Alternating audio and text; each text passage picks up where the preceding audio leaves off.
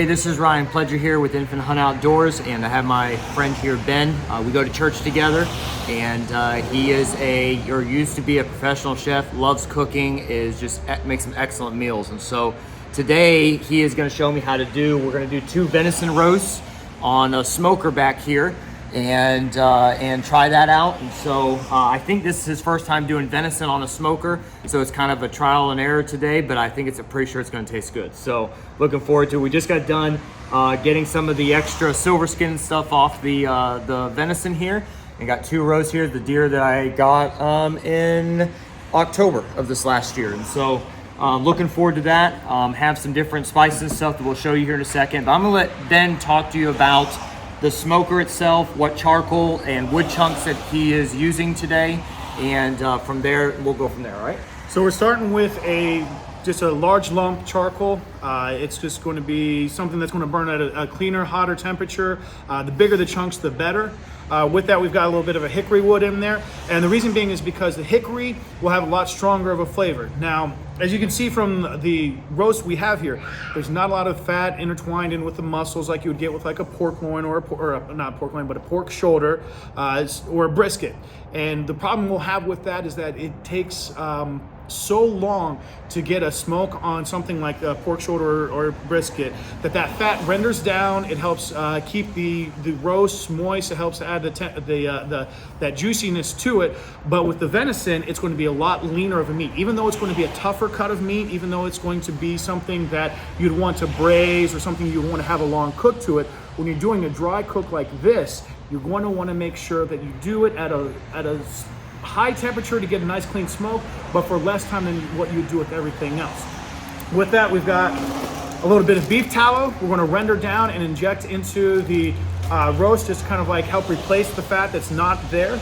And then on top of it too, we're going to do 2 different styles. One's going to be kind of like a barbecue pulled pork style, and the other one we're going to season as if it's going to be a brisket.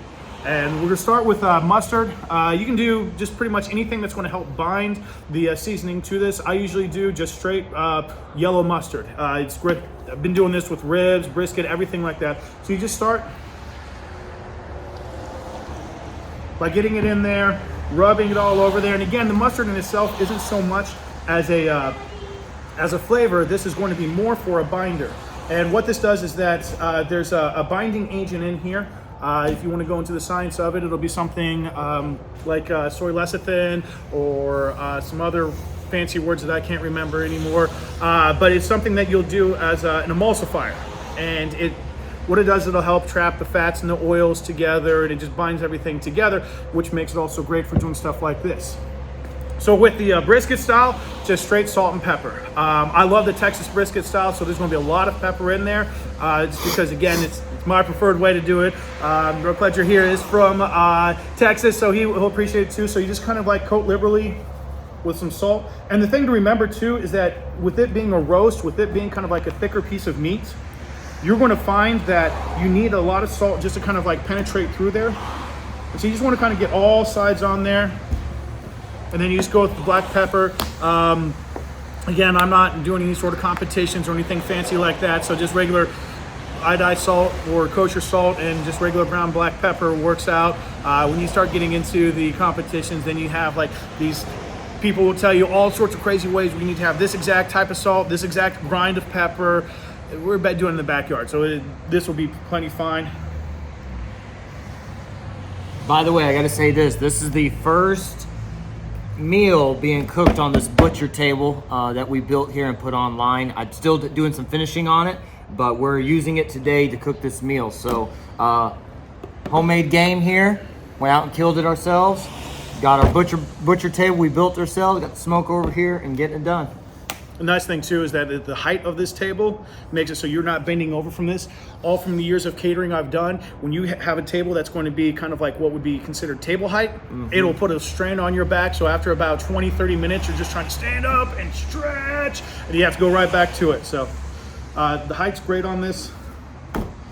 Yeah, our friend here that we go to church, actually one of our assistant pastors, he loves to cook, and he got a big chunk of beef and was grinding using my grinder and ground a bunch of the fat up for me, and been using this to cook with the venison, man, and it is awesome to cook with venison, so we'll use that there also. And one of the little secrets they have now, everybody's been seeing and like talking about, preaching about how they've got this Wagyu beef tallow that you can get it on Amazon for really, really expensive, but it's supposed to be amazing.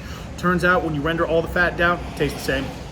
So yeah. If you're grinding your own meat, save it, render it down, and use it yourself instead of spending $20, $30 for something that you can make for $6. If you've got a local butcher, you can go there and just get some of the beef scraps, and they may even grind it down for you. If not, you just chop it up really fine and throw it in a little pot of water, reduce it down. Once that water evaporates out, you've got the nice tallow to work with, and again, it's a lot cheaper than spending $30 for something fancy name brand. Yeah. So we've got our brisket style done. It's got salt, pepper. We're just gonna set that to the side, and we're gonna do one that's gonna be kind of like a barbecue seasoning one. So again, we'll put a little bit of salt on there.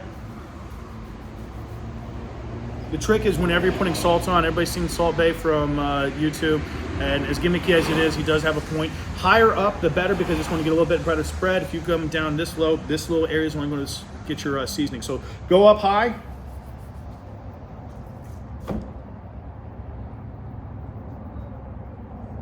Now you probably already said, what's the mustard for? What does that do to you? Oh, we already covered that while you were disappeared. You did cover. We did cover that.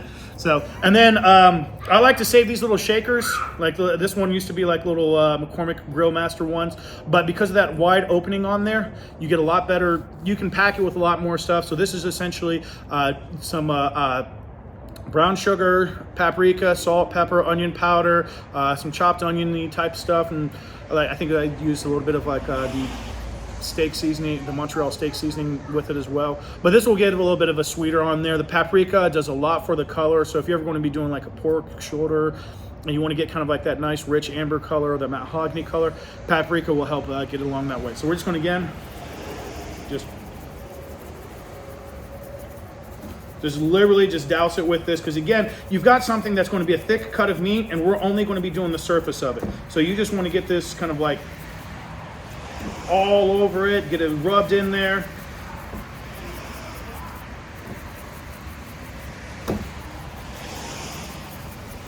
And that's just going to sit here until we can get that grill up to temperature. What today we're going to be doing is we're going to be aiming for about 250 degrees on the smoker. One of the things we have to like eventually start playing with too is finding out what the temperature from the thermostat is versus what the ambient temperature of the smoker is. Now we've got a water pan kind of helping as a heat deflector in there, because when you're smoking, the hotter the temperature you can get the wood, the cleaner the smoke's going to be, but the hotter it is, the hotter the meat's going to cook at. So we've kind of like been playing around with it. Like I said, I've got this like little cheap Walmart pan to sit right on top of the intake manifold to help to kind of deflect the heat. Put some water in there. You can do anything from like water, apple cider vinegar. A lot of it's just going to be depending on the flavors you want on there, and that'll just help kind of like diffuse the heat, so you're not getting a direct heat, you're just getting kind of like that convection, that ambient heat kind of circling over it. And this way the moisture in there will help kind of keep the air kind of moist, and so it doesn't dry out so much. And a lot of it too is just trying to figure out balancing all the temperatures and get to play with it a little bit. I would suggest if you have some thermometers, the favorite one I have is the meter, because what it'll do is you can actually put, it's a Bluetooth wireless probe, and one, it'll stick into the meat itself, and so it'll give you a temperature of the meat, but the top part of it also gives you is a secondary probe that'll give you the ambient temperature of what it's cooking in. So now we're going to take a look and see what our smoker's at. So we're sitting about 250 degrees. I threw the probe in there. It's not on this smoker, I didn't bring my meter, but on this smoker, it's got a secondary probe so we can kind of see what the temperatures are looking at. So it's just kind of sitting in here, and it's saying the temperature itself is only 140 degrees. You can kind of see the smoke a little bit coming in the back there. It's nice and clear. So the temperature will start to come up the longer it sits in there and holds in there. But you can see the smoke. It's got a little bit of a blue tinge to it. So we're going to try to bring that up a little bit. Now it's not so bad because it's very, very clear, but we want to make sure that it's going to be almost either white or I'm sorry, not white, but just almost like perfectly clear. So we're going to turn the temperature up just a little bit, just to kind of like balance it out, get that smoke to be a little bit more clear, and then we're just going to throw it in and go from there. Here's that pan inside there with the water down in there, and so it kind of builds up here. A little bit about the smoker. Here's what we are using, just the simple lump charcoal, Cowboy brand, and then also this hickory wood blocks. You don't put a whole bunch in there, but you just put a little bit in and kind of mix it together, fuse it together. Okay. We got the roast on. I just want to put the probe on this little thicker one on here. And the trick is just to make sure you have as much open contact. You don't want to have like something flat on there for it to sit on, because at that point in time, there's not going to be smoke hitting that bottom area. Kind of like if you were to do a sausage, you want to hang the sausage, so just that small part has contact that's not getting smoked. Same thing with this. So we're going to let this go for a couple hours. We'll check up on it here in a bit just to see how it's going, but I don't think this is going to take too long. A lot of this is going to be making sure that we stay on top of the smoke, staying on top of the temperature, and making sure that it doesn't burn.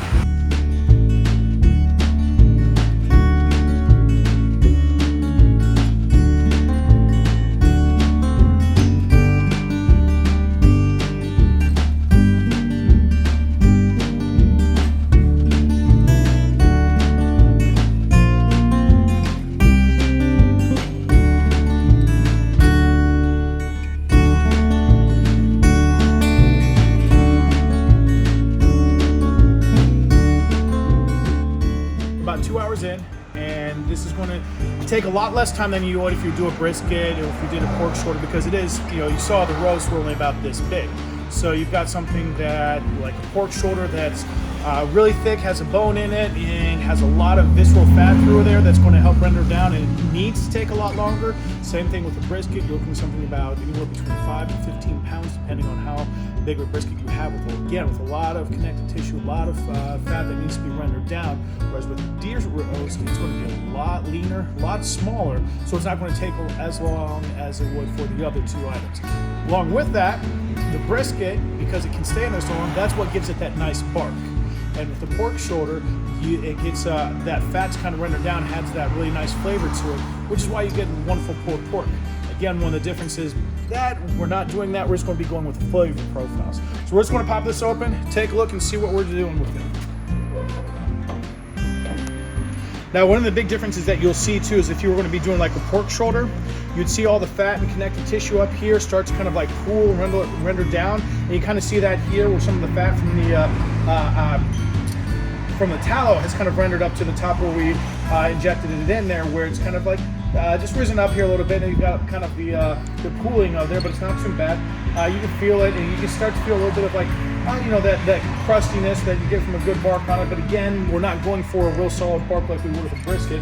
And this one was the pork style, the pulled pork style, and this one's going to be more of a brisket style. And you can see again that this is starting to get a really good feel to it. It's got, if this was a steak, this is probably sitting right just below rare.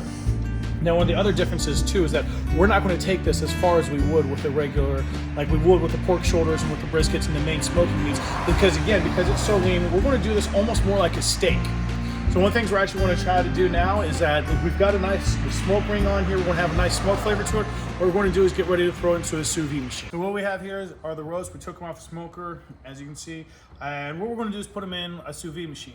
And what this is like, think of it as a giant fish tank heater. So it's just going to circulate the water around and bring it up to temperature. This way, it's going to heat up the water, which will heat up the meat, as opposed to just having a direct heat on there. So it'll allow for a more tender cook, and it'll also make it so that this way you don't have to worry about adding extra flavors or anything else to it. Like if you threw in the crock pot, you'd have to throw a bunch of stock and a bunch of other flavors in there. This is just going to be whatever we seasoned it with, and then the smoke.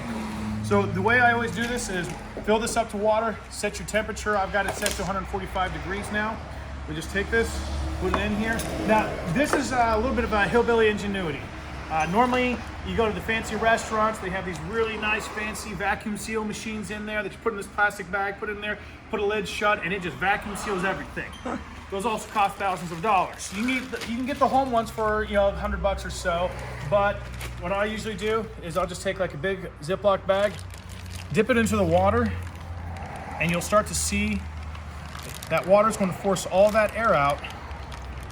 And then as it comes down, as you get all that air out, you just start to zip it closed. And there's our hillbilly vacuum sealing. So we're going to leave this in here for a couple hours. And the nice part about this is, because it's going to be set to a specific temperature that's never going to rise. If we could set it here in this morning and eat it this afternoon, and it'll still be just as tender. Just tasted it, y'all. It is amazing. It tastes amazing. Perfect.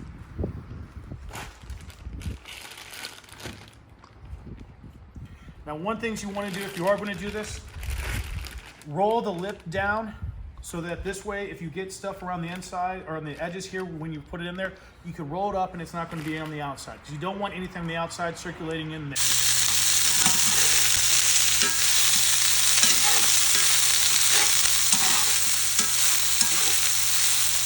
Alright, so we're just going to kind of sear all this right here. Get kind of a good cast iron look to it.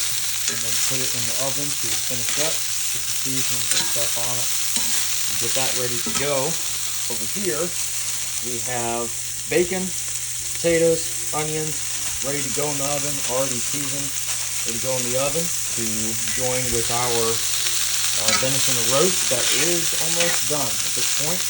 And go from there. Alright, here's the finished product right here. And got both pieces out here, and they are ready to go. So we're gonna slice this here, pieces. See that, how even that is? And look at that, how that kind of falls off there. Very tender, very evenly smoked, and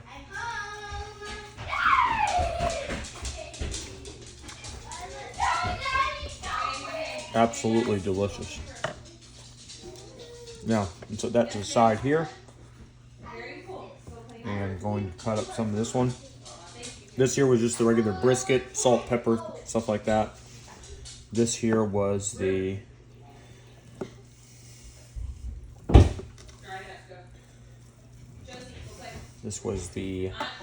Texas barbecue one. Take some of this here. That was good.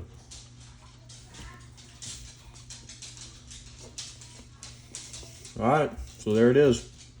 Put it all together with the meal. Show you what it is like after. So good.